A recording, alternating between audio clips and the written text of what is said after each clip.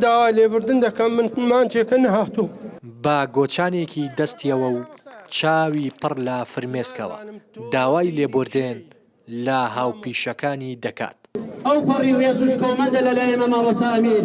ئەو مامۆستایە وەک هاوپیشەکانی لە دۆخەکە ناڕازیە، بەڵام بەهۆی نەخۆشیەوە مانگێکە لەسەر جێگایە و نەیتوانیوە ئامادەی خۆپیشاندان و گرتبوونەوەکانی هاوپیشەکانی بێت. مامۆستا ئەمیر دەڵێت گەر نەشی توانی بێت ئامادەی خۆپیشاندانەکان بێت، دڵی لەلایەن بووە و تا مەزرۆی دیداریان بووە.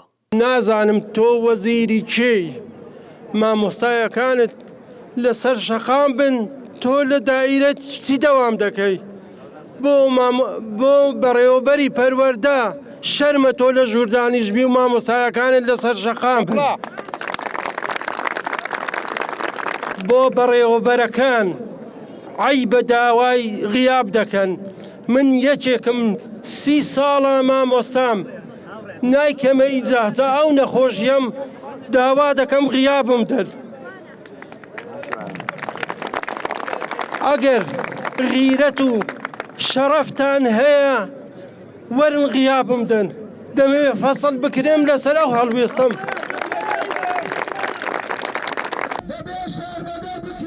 لا خۆپیشاندانی ئەمڕۆی بەردەم پەروەردەی ڕانیەدا مامۆستایانی ناڕازی لە پای بێدەنگی و وەڵام نەدانەوەی داواکاریەکانیان کارتی سووریان بەڕووی پەروەردە و دەسەڵاتداران بەرز کردەوە. پارێزەرێکی خۆبەخشیش کە لە گربوونەوەکەدا ئامادە بوو دەڵێت لە ڕێگەی گروپێکی پارێزەرانی خۆبەخش کە دروستیان کردووە بەرگری لا مامۆستایانی سزادرا و بەهۆی بایکۆتەوە دەکەن.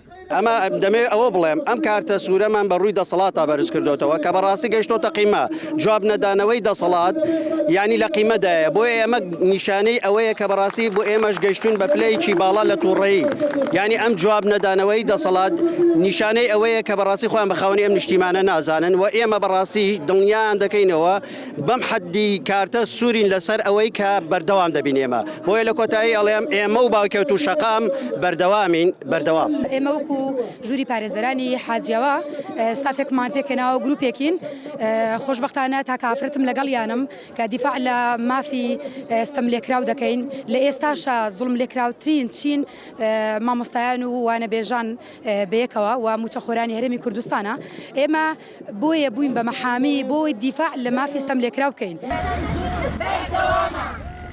گەرچی کەشوهەوایەکی سارد و باراناوی هەبوو بۆ ڕۆژێکی دیکە مامۆستایان و وانەبێژانی ناڕازی هاتنەوە سەر شەقام و دووپاتیان لە داواکانیان کردەوە و تا ئێستاش لە سنووری ئیدارەی ڕاپەڕین مامۆستایان و وانەبێژان لە بایکۆتی هۆڵەکانی خوێندێن بەردەوامن.